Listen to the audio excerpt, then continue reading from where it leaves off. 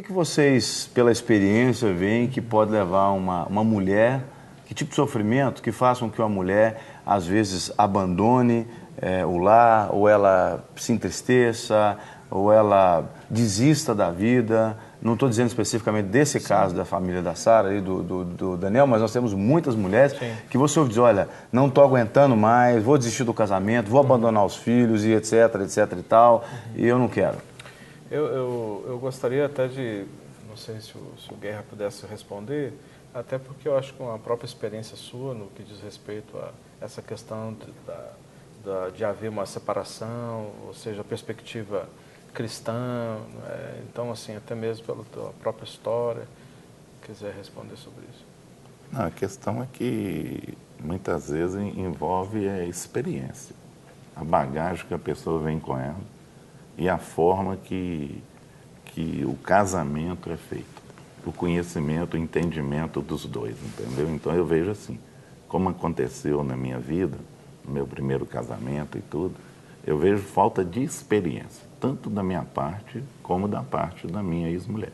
Então houve o quê? Houve veio de um lar, queria até assim, casou para ficar livre do contexto que vivia. Do contexto que vivia. Uhum. Então eu saí de uma vida muito doida, não é? Que eu levava... O senhor era muito doido? O senhor não tem cara de ser muito doido. Ele tem cara, Daniel, de ser muito doido? Ter sido muito doido? Não. Eu fiquei 4 anos sem cortar cabelo, eu tinha um cabelo... então era muito doido. Então era mesmo. Era hippie, era roqueiro, então era... Né, louvado seja Deus por Jesus Cristo na sua vida. A transformação foi grande. Então assim, eu saí de uma vida dessa, assim, doidona... Dançava e na época teatro, mexia com teatro, eu fiquei 5 anos com teatro e tal.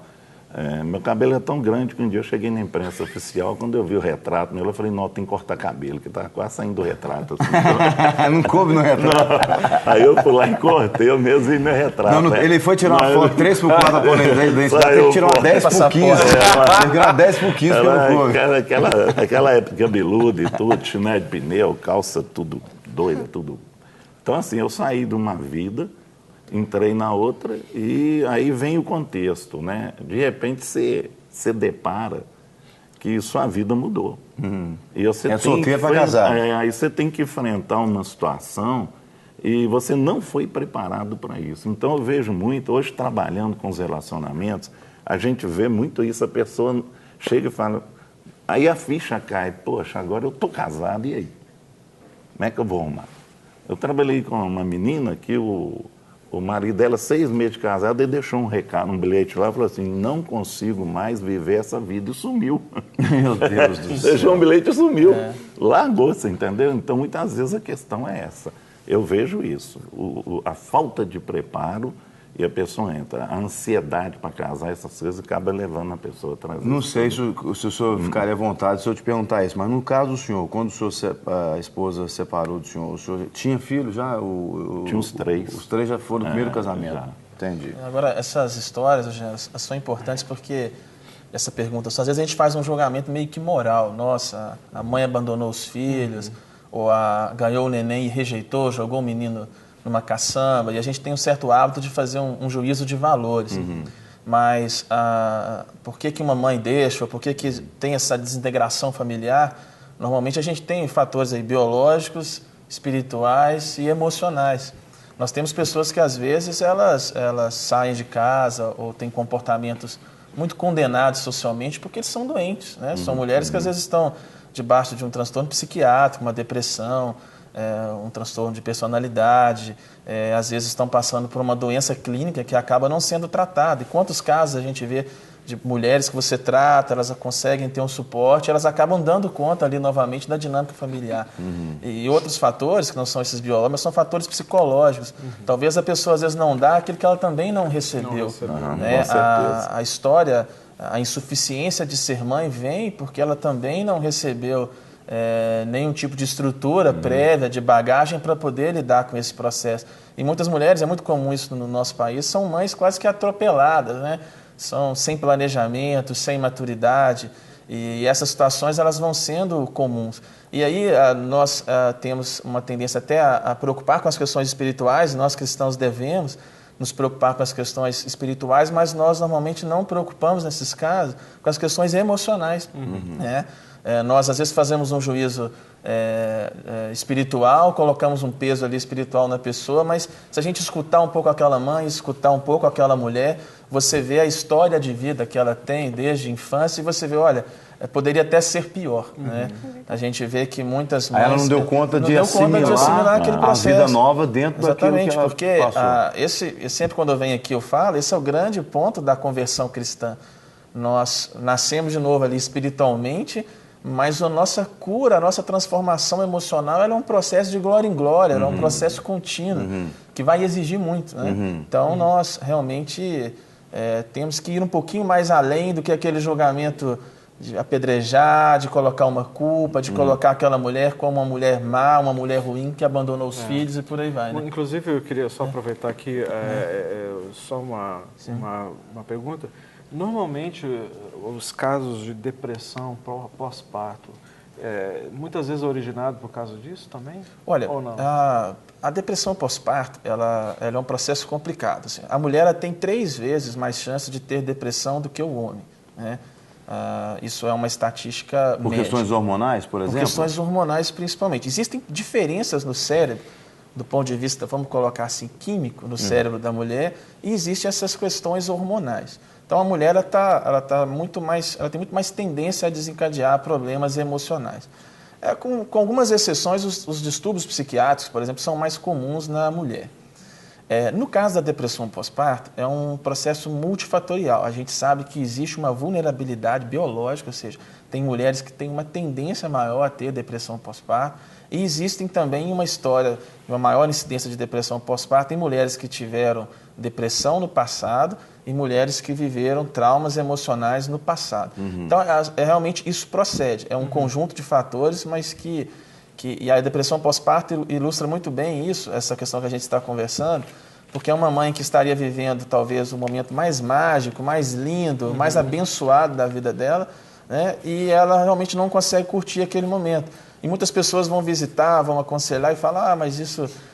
você não está gostando da criança, você não aceita a criança, você não está feliz com esse momento, e a mulher acaba se sentindo culpada, e na verdade ela está doente, biologicamente doente, emocionalmente doente. Então, realmente tem essas particularidades que são biológicas também. Né? Bom, a gente quer que você que está em casa aí, onde quer que você, de onde esteja nos assistindo, participe conosco. Não é? A sua participação, para quem acompanha o programa ao vivo, pode dar prêmios a você. Então, ligando 3209-3301, que é o nosso carta central de atendimento ao telespectador, você tecla a opção 1 e aí tem que ouvir todo o atendimento eletrônico, né? Você pode ganhar esses prêmios. Hoje, estamos dando de presente para você o livro E Eu Achei Que Tinha Perdoado, do pastor Leonardo Paulino, que inclusive será lançado oficialmente amanhã, quarta-feira, dia 22, no Ponteio La Shopping, às 8 da noite. Então você pode estar lá. Esse livro está à disposição na Seara, inclusive,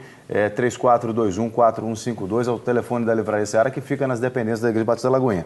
Além desse livro, também na Seara você encontra o livro Verdadeira Adoração, da pastora Ana Paula Valadão, ainda o livro O Poder da Fé em Tempos Difíceis, da Stormy Martian, que também tem disponível na Seara, e os CDs És Meu Filho, de Moisés Gomes, né?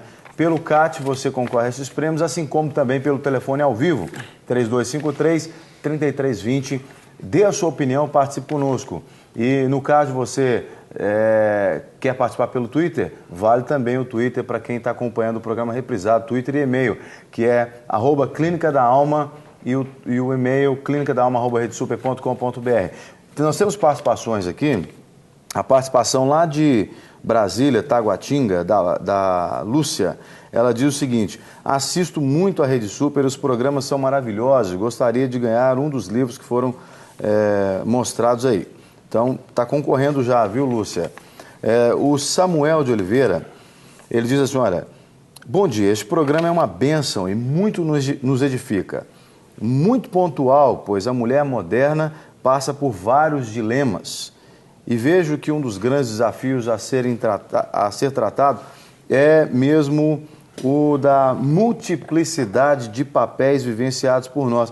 Nós falamos sobre isso ontem, inclusive, com a pastora Ana Lúcia, E ele fala, a cobrança de uma perfeição que na realidade não existe, há a cobrança de uma perfeição que na realidade não existe, e de sermos bem-sucedidos em tudo.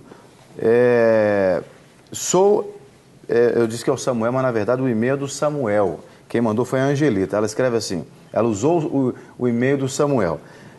Sou psicóloga e vejo esse programa e vejo este grande dilema na prática cotidiana.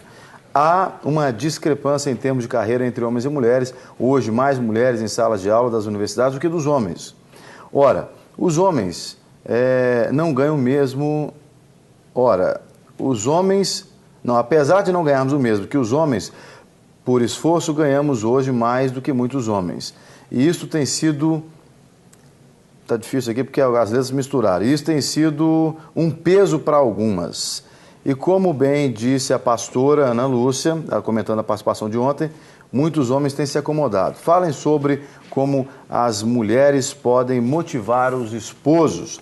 Então, repetindo, a Angelita, né, enviou para a gente essa pergunta através do e-mail. Nós temos mais participações? Deixa eu pegar aqui com o Leandro. Passa aqui, Leandro, essa participação.